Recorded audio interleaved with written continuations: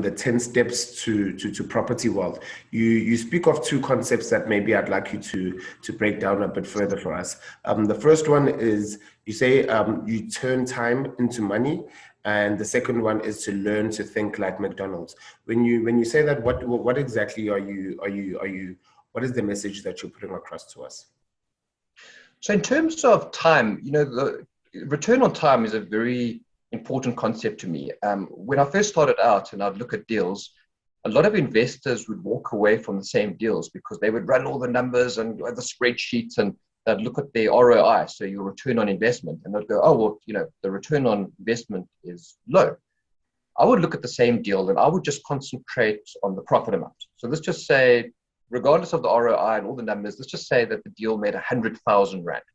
And I'd say to myself, okay, so 100,000 Rand maybe doesn't sound like an enormous amount of money, but if I could make the 100,000 Rand over a 6-month period, and really all I'm putting into that is maybe 2 hours a week.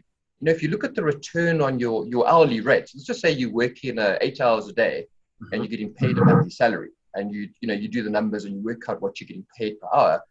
If you do the same thing on a property deal and look at what the hourly rate is, in most situations, the hourly rate would be, 5 times what you'd be paid in your 9-to-5 job. So I think, in terms of starting out in life, we're not all given the same amount of, there's no equality in terms of how we start financially. Some people might have inheritance, maybe they've got very wealthy parents, maybe they have some sort of trust fund and they can do whatever they like. But the one thing we all have is the same amount of time. I mean, every morning you wake up, there's 24 hours in a day. It doesn't matter if you Bill Gates or, just someone starting out, you all have 24 hours. So I really focus on time. And I think a lot of people in the workplace have a lot of spare time. I mean, let's be honest, in most workplaces, some days you're busy, there's some days that you're not so busy.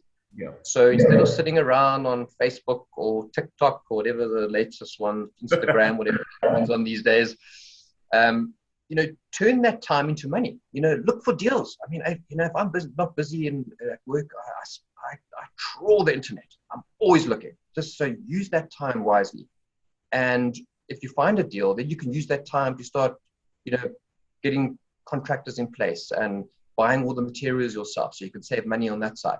So just be very careful about how you use your time and making that time count in terms of financial return.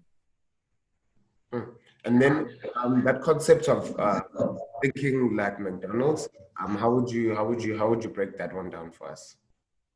So it's actually very interesting. I think back in the 80s, there was a CFO of McDonald's. His name was Sonnenbaum, I believe.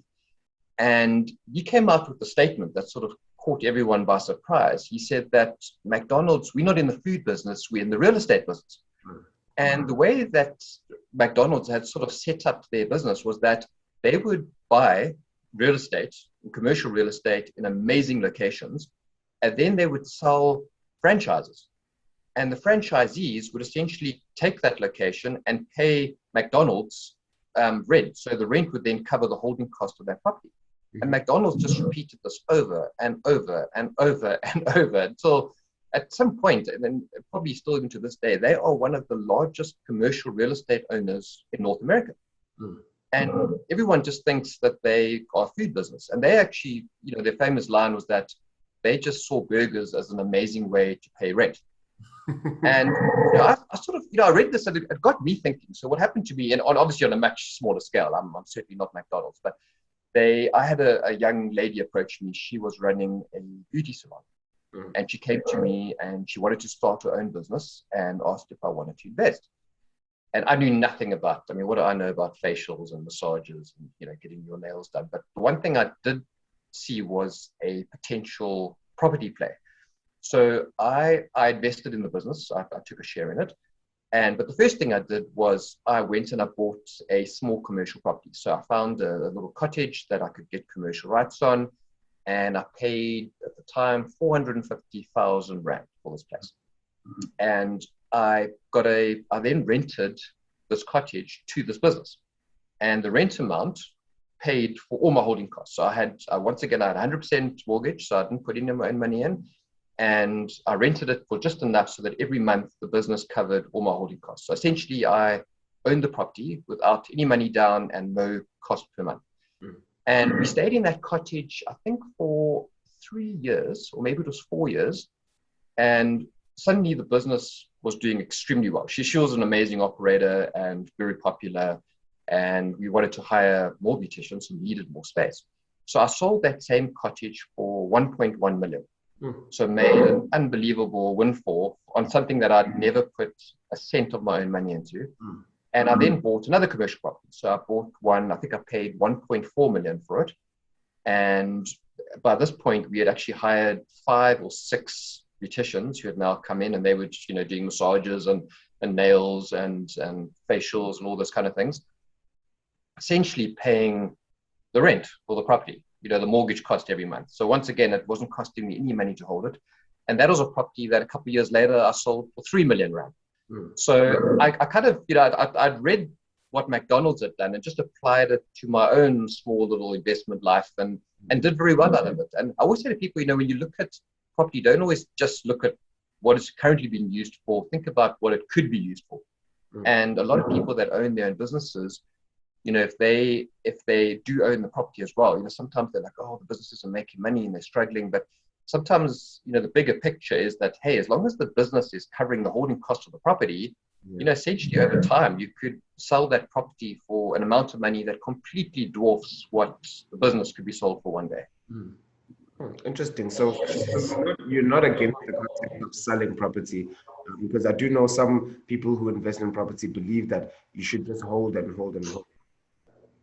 I'm a big, I know this has come up a lot and a lot of people don't agree with me, but I actually used to have a mentor in Cape Town, and this guy was a very, very wise businessman. And he said, his favorite line was, I've never made a loss by taking a profit.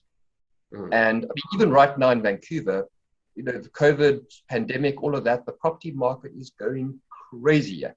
And I had 2 properties and I put them both on the market. I sold the first one for $54,000 over an already exaggerated asking price. And my other one's on the property market right now, and I'm waiting to see what happens there. So, I mean, why wait around for 5 years to achieve, if the market's going crazy, why wait for 5 years to get a price that you could get right now, and then when the market drops again, reinvest? So I'm a firm believer, if the market's going crazy and you've got properties that, maybe they're costing you a little bit every month and they're taking money out of your pocket, if you could sell them at a crazy price, do it. Take the money, hold it, wait till the market drops again, go back in. That's what's worked for me. It's a cycle, right? Correct. Goes down. It does. It doesn't always go up. I mean, it would be amazing if it did, but it doesn't.